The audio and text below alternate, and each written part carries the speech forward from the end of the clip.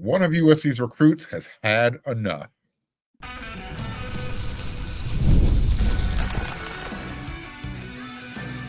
You are Locked On Trojans, your daily podcast on the USC Trojans, part of the Locked On Podcast Network, your team every day.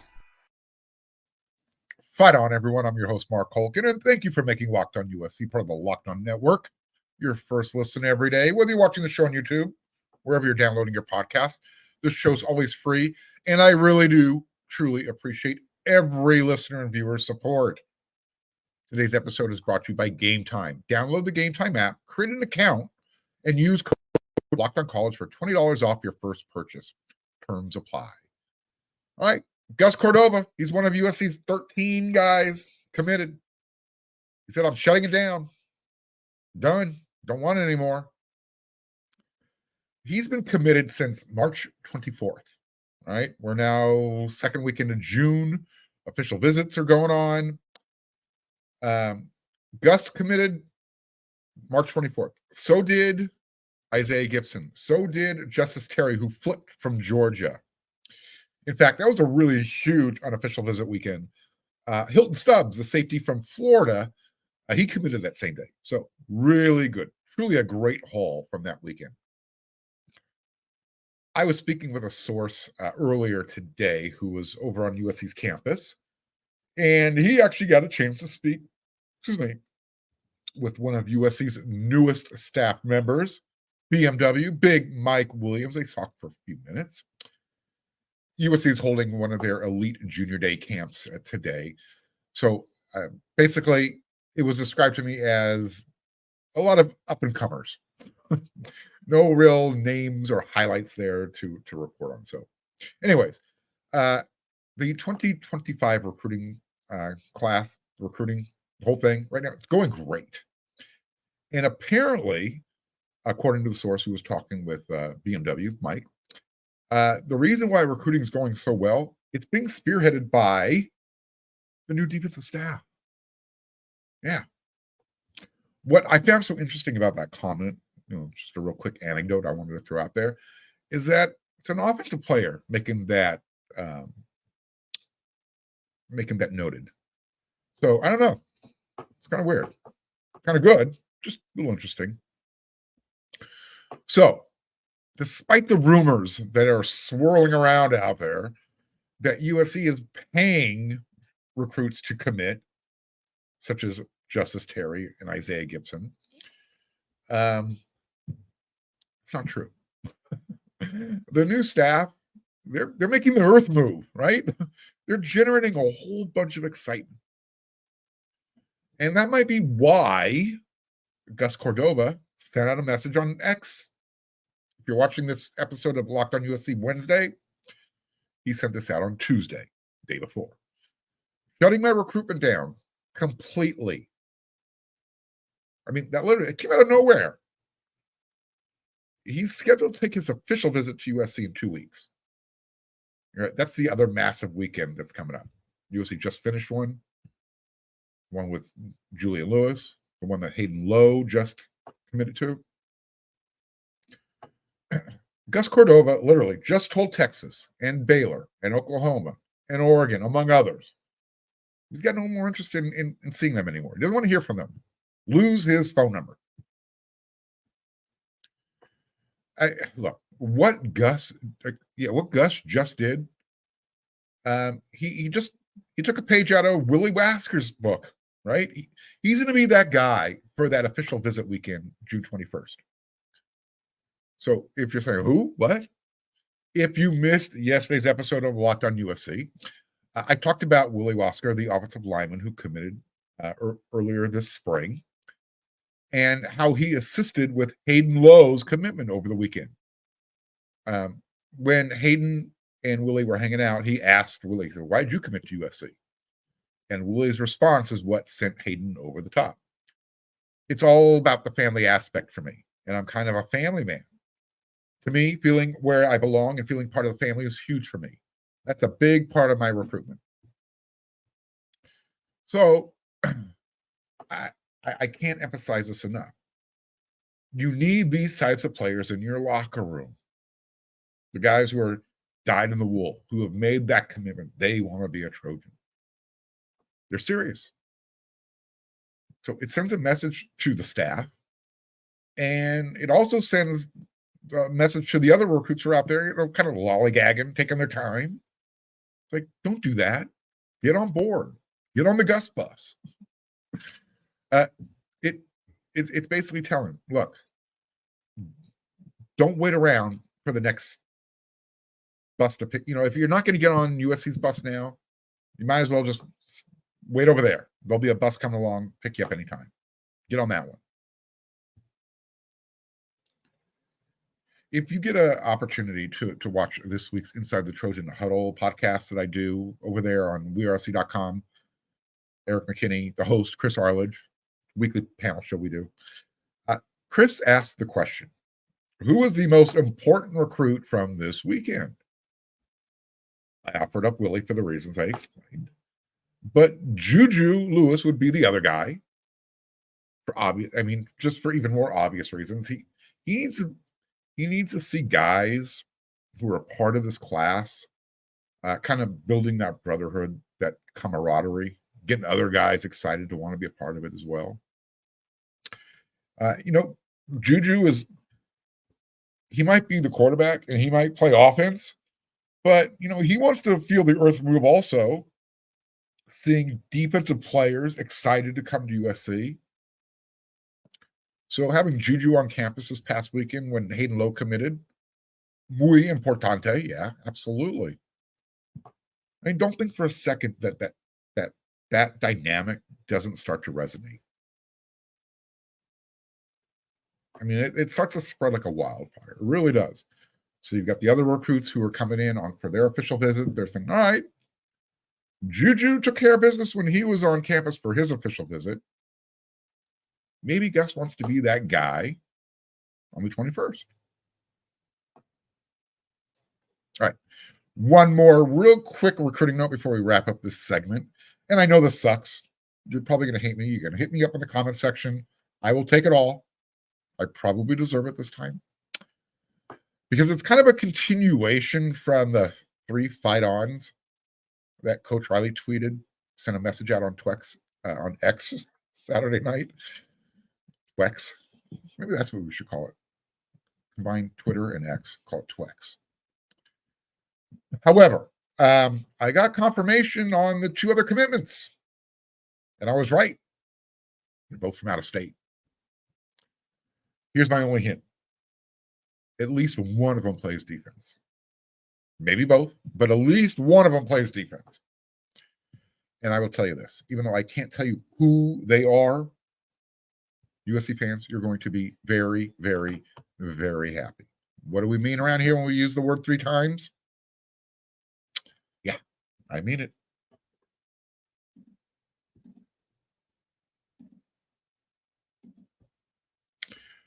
Look, I'm a big-time Laker fan. Been one since probably before a lot of you were born. Back when Magic Johnson and Big Game James Worthy were kind of running the neighborhood over the Great Western Forum. And then when Kobe Bryant was doing his thing over there at Staples Center.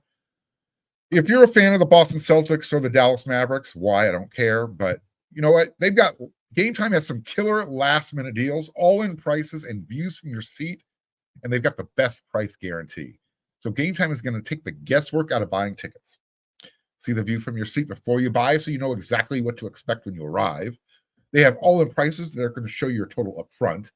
That way, you know you're getting a great deal before you check out, and you can buy your tickets in seconds when you use Game Time. 2 taps, and you are done. Trojan fans, got to remind you, have you gotten your tickets yet for that game in Las Vegas against LSU? Game Time has deals on tickets right up to the start of the event and even an hour after it starts. It's the place to find last-minute seats. And the Game Time guarantee means you'll always get the best price, because if you find tickets in the same section and row for less, Game Time will credit you 110% of the difference. Take the guesswork out of buying tickets with Game Time. Download the Game Time app, create an account, and use code LOCKEDON for $20 off your first purchase. Terms apply. Again, create an account. Redeem code LOCKE. D like David, O like Nancy. Excuse me. Oh, and like Nancy for $20 off. That's Locked On for $20 off. Download Game Time today. Last minute tickets. Lowest price guaranteed.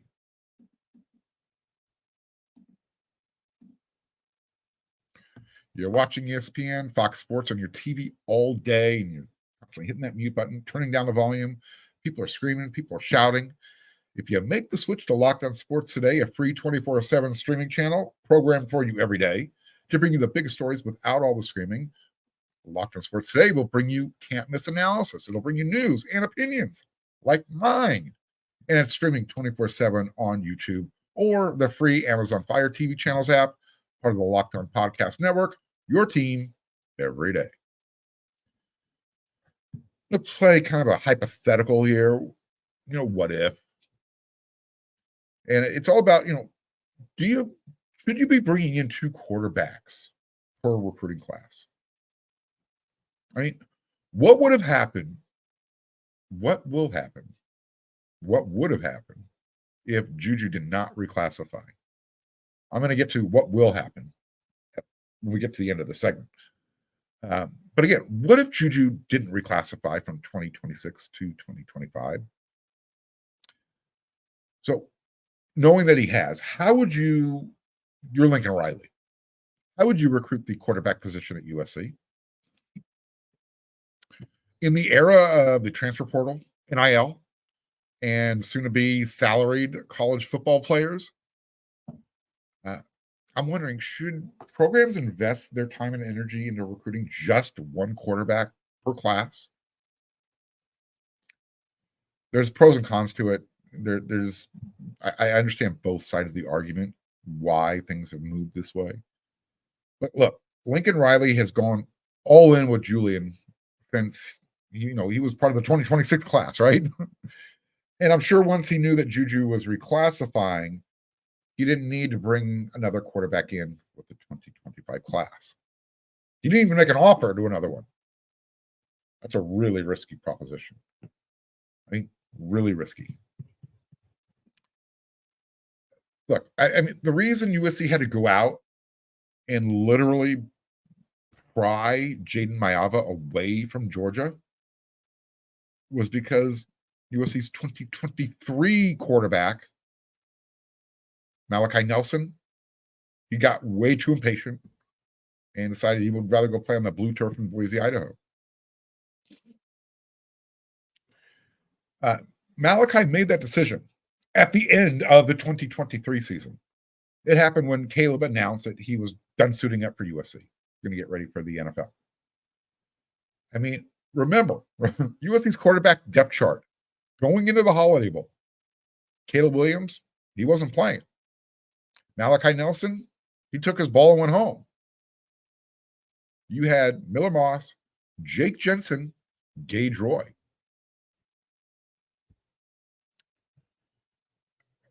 I want to remind everybody, when Nelson came to USC, he enrolled early. He was still rehabbing from an injury he had in high school. He wasn't healthy. He eventually got healthier, got a chance to dip his toes in the water during the spring game, and he looked every bit the freshman that he is. He wasn't ready. So, of course, you put in all that time during the season, go through practices, scout team reps, helping the team get ready, try and get better. When it was time to be that team player and get ready for the Holiday Bowl, what did Nelson do? He took his NIL trappings and he left. So that's the conundrum.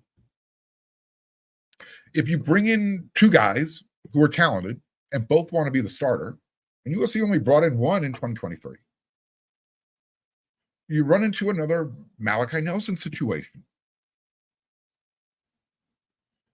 On 3 Networks, Steve Wolfong pointed out how every one of Juju Lewis's finalists, his top 5, whatever they were, each one of those schools offered multiple quarterbacks in their recruiting class.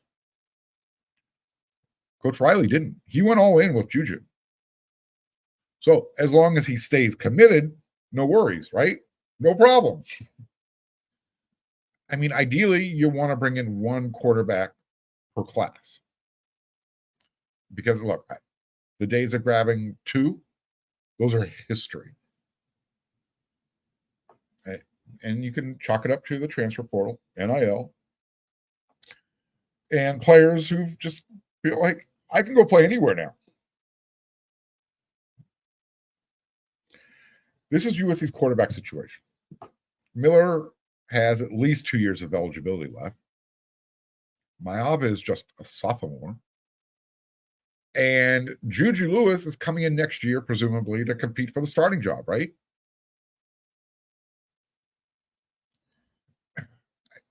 He knows he's coming in, and he knows that he's Riley's guy.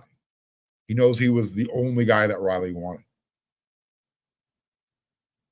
And he also knew that Coach Riley was willing to wait for him until 2026.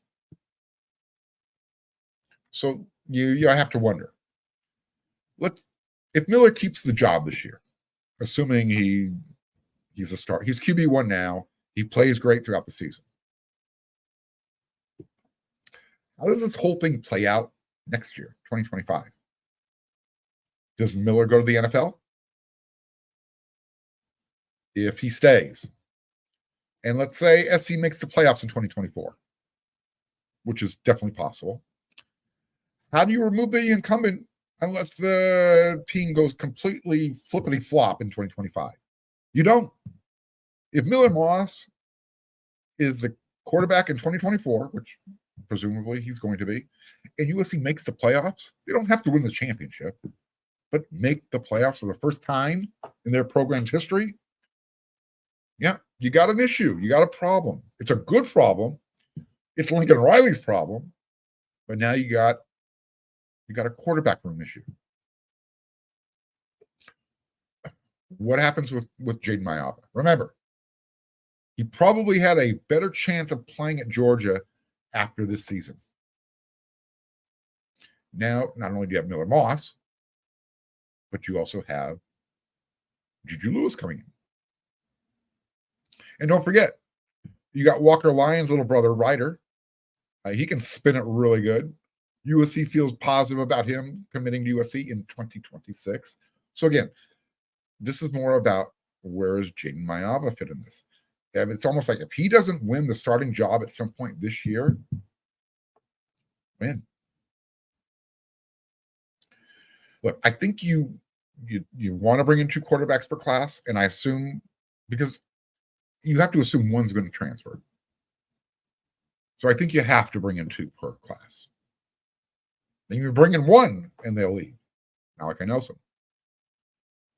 But the thing with the quarterback situation, and not just USC, it's not just unique to USC. I think this is an issue going around all the major programs right now. You have to be able to, maintain that roster management, balance that room. I remember when USC had Matt Leinart and Brandon Hans. It was just a loaded quarterback room. The other names are skipping my brain right now. But you're not going to see 4 number 1 type quarterbacks on your roster anymore. You're just not. It's going to be hard enough keeping 2, let alone 3. Look, lots of people want to believe that Juju is going to eventually decommit. I'm not feeling it. Okay. He's made enough comments publicly lately. He's been doing enough interviews. Even the people down in SEC country are kind of like, all right, you know what? Maybe not. But worst case scenario, what does Coach Riley do? Because the recruiting optics will be not good. You're all in with Juju. You ride him to the 11 o'clock hour, and Juju says, you know what? I'm going to go over here. Well, we know that he's going to wrap it up by July. I think that's the timetable Juju has put out there. That's why I wanted him to wrap it up on his official visit weekend. That's why I wanted him to shut it down. That would have sent shockwaves and would have told other recruits it's time to get on board. So, again, it's not going to happen, but I think it's why you still have to recruit it. You have to recruit one quarterback per recruiting cycle, preferably two, with the assumption you're always going to lose one every year. And that's just the way college football is now. And we can thank the transfer portal. We can thank NIL. Eventually, you're going to have to get some guardrails put up because you cannot have college players making themselves free agents every year. You just can't.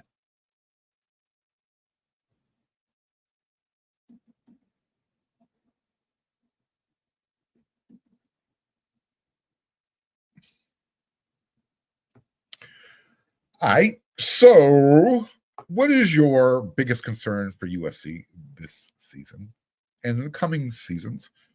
I'm actually piggybacking, cheating a little bit, taking one of the questions from the panel show I do over there inside the Trojan Huddle. But you know what? It's relevant. Let's talk about it here. We talked about recruiting a lot this week. Let's talk a little bit about the team itself. Which position group are you most concerned about in the coming seasons? Yeah, I said plural. And it's kind of it's not really a trick question because after this year, maybe my concern is lessened. I'll tell you why. My answer is it's the offensive tackle spots. It's not so much the offensive line itself, but it's the tackles. It's not with Elijah Page or Mason Murphy, your starters. Okay? It's with the depth because it's so young. I mean, right now you have Jonah Monheim. That is your get out of jail free card if you need to replace one of those guys at the starter. Because I think that's where they would go. That would be the direction they go. Not when they want to go, but it's the direction they would have to go. Because, as I told you before, my everydayers, right now the depth chart backing up your left tackle, who is a redshirt freshman, you got Justin Kauanu, a true freshman. Yeah. He looks the part. He looks like he's got the right size. Looks like your prototypical left tackle. He's just finishing high school. And then backing up Mason over there on the right side. Tobias Raymond, redshirt freshman. Big dude, got the size, can handle the job.